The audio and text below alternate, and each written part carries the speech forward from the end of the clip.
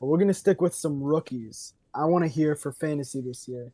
Who are some rookies that you are looking at? I know that there's one that you wanted to go to Atlanta, so we could jump right into that if you want. I'll hold that off for now. I'll go position group by position group. I think it's a given. Caleb Williams is going to be one of the highest drafted quarterbacks. Period. He's easily going to be the best rookie quarterback in terms of fantasy production. His rushing numbers might be leave a little to be desired. I don't think that's a big deal. He's got a litany of weapons. They signed DeAndre Swift, traded for Keenan Allen. They brought in Gerald Everett with Cole Kmet. They improved the offensive line. He is a freak of nature when it comes to playing the quarterback position. The table is set for him. The only concern is Matt Eberflus's offense with Shane Waldron coming in. There have been some complaints from Bears fans already out of the preseason with some of the play calls. Caleb Williams makes stuff happen. I expect nothing less from him in the NFL consistently. The other guy I would mention, obviously, Jaden Daniels announced the starter officially today. Today, yeah, He, I was gonna mention him. yeah, ASU legend. Shout out Tempe, Arizona. Jaden Daniels. I'll never get over that video of him emptying his locker. Oh, I remember Then he, this. I and remember then this. he transfers to LSU. Everyone's calling him trash. Goes to LSU, wins the Heisman, and everyone lives happily ever after. Unless you live in Tempe, Arizona, then you don't. You never get that. Former But yeah, teammates with Brandon Ayuk, by the way. that actually is true. Yeah, you're right. Good comms, good comms. I like that. I like that call out. I like Jaden Daniels. I don't know why I threw Nick in there. Um, You like 6'9" versatile defensive wings. you know me. Just completely shift gears. uh, Yeah, real. Yeah, that's now I remember. That's exactly why I said McDaniels. Thank you. You just saved me. all right, before we Um, start talking about the NBA, yeah, let's running back. This was let's a circle back. this was a little harder for me. It was not a loaded running back class. You The do love your running back. I do love running backs. Big ground and pound guy. The given is Jonathan Brooks from Texas to Carolina. Hmm. Drafted early in the second round, coming off an ACL. He was phenomenal at Texas before he got injured late. I think technically 2 years ago. I think it was the very end of his junior year, maybe a sophomore year.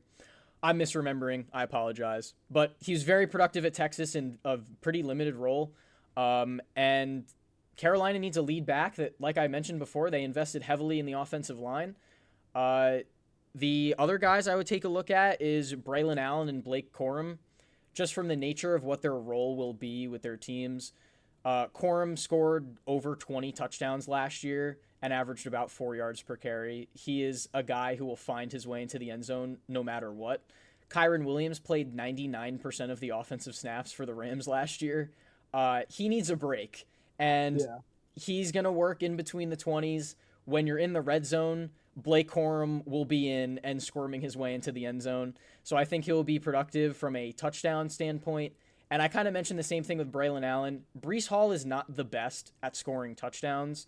That's not necessarily a knock on him. Just his physical traits and what he's good at does not really translate to that. The Jets' offensive line doesn't help with that either. But Braylon Allen rocked up, power back. He will find his way into the end zone. He's looked really good in the preseason so far. He's only 20 years old.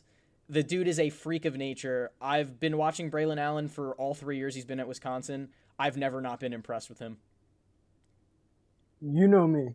You're the ground and pound guy. I'm a big air raid guy. I want to see quarterbacks just toss it up. Just throw it to the moon. Who's gonna be the stud that just goes and grabs it? So for me, I have two wide receivers that I'm looking at. We just mentioned a little bit of basketball, a little bit of 76ers. Do you know who walked out in all 76ers gear? No, I do not. Marvin Harrison Jr. Ah. Born in Philly, by the way. You know I have to. I can't not do it. Came out in all Sixers gear. Of course, son of an NFL legend.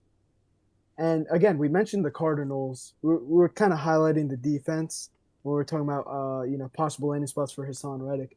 But I mean, the offense just just recently, Kyler Murray was in contention for MVP when DeAndre Hopkins was on the team, and they had a hot start that year. Right. And a little further back, he won a Heisman Trophy at Oklahoma.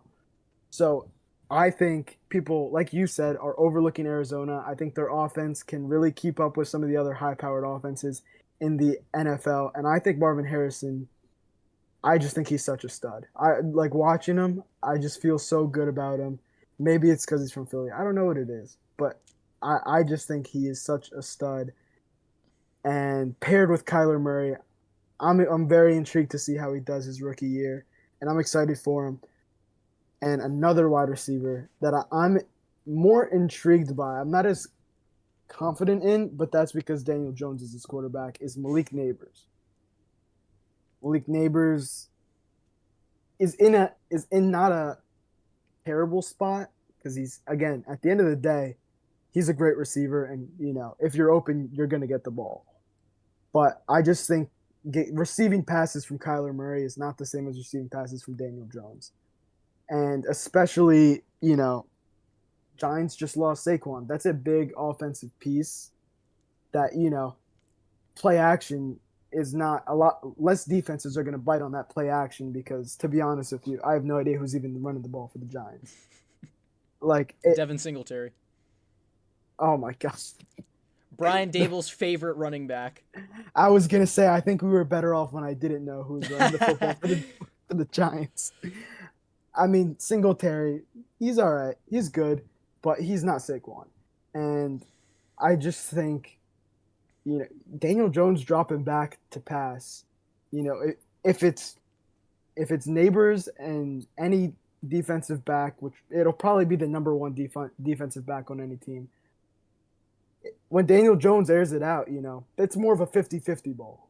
I just don't like Daniel Jones. I think, if anything, Neighbors will, especially in fantasy, he'll put up good numbers. He'll be a good piece to have, but I don't think he'll have a fast start like some other receivers do. But with that being said, that's not something you could predict.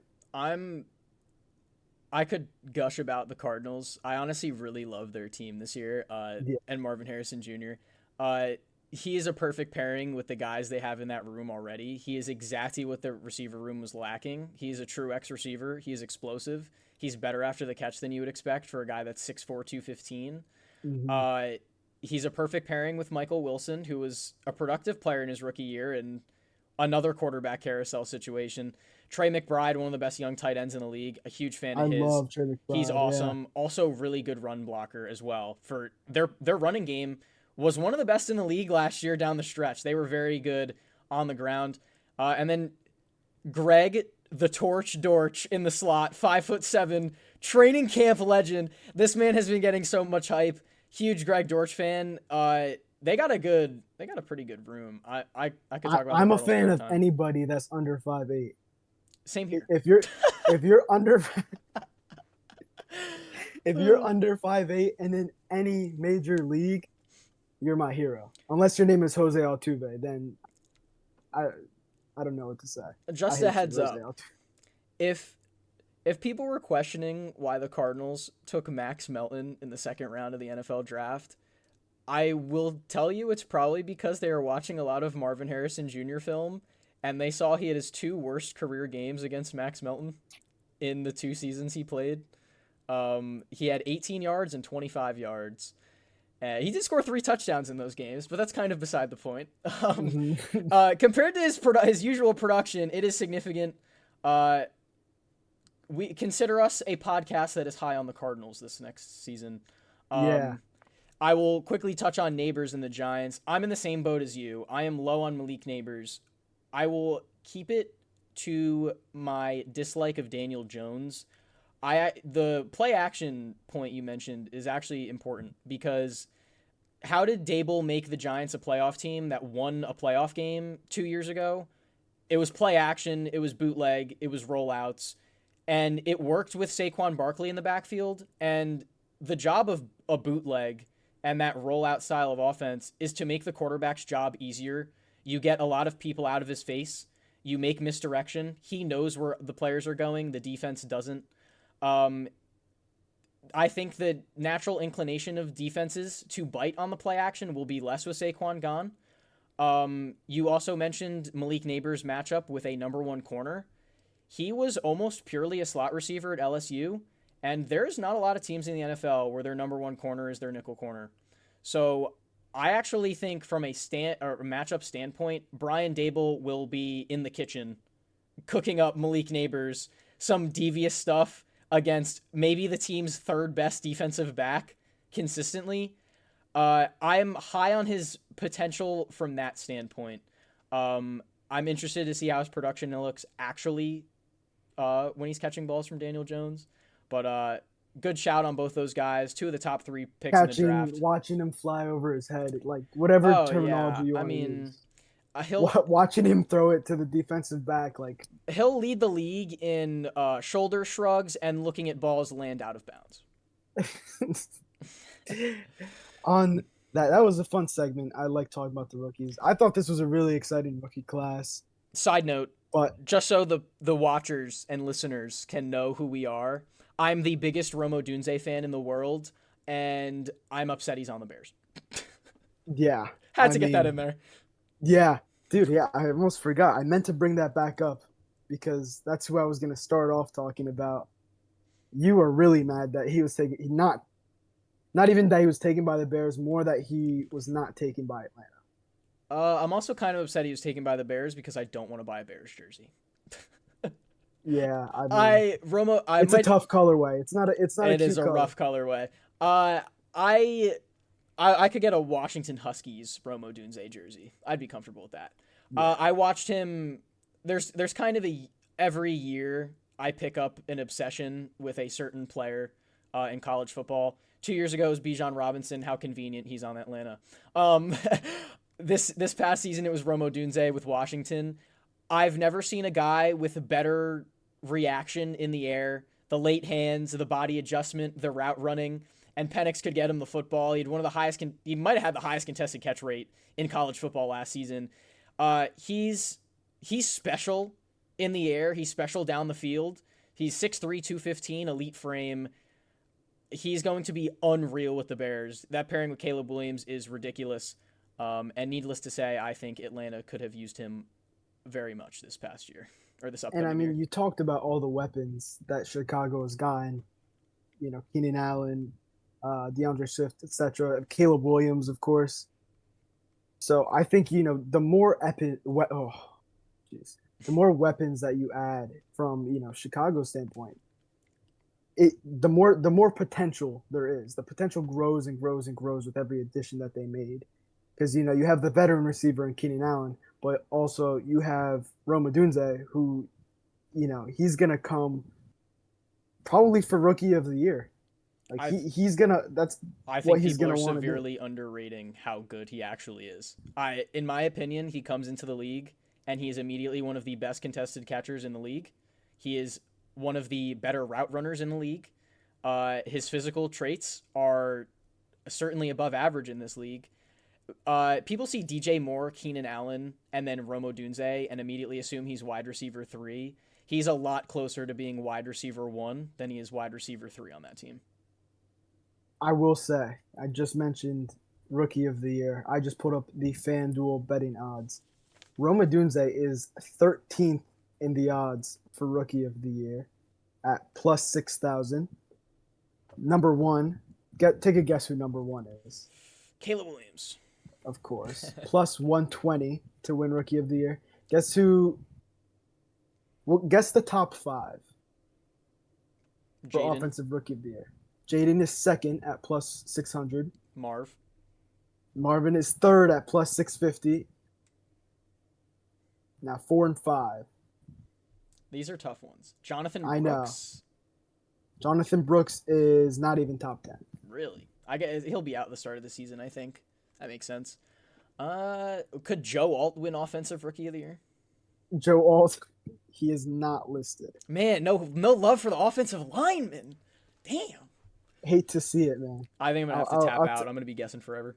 There's one quarterback and one other wide receiver in the top five. Neighbors.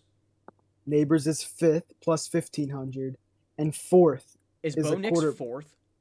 Bo Nix is fourth at plus 1,300. God, the quarterback bias is painful.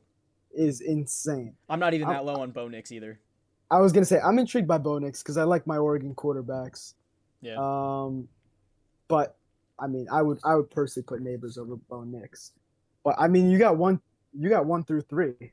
That was pretty good. Applause. I I'm know my impressed betting by odds. it. He knows his fans well. He frequents. He dabbles here and there. I do dabble.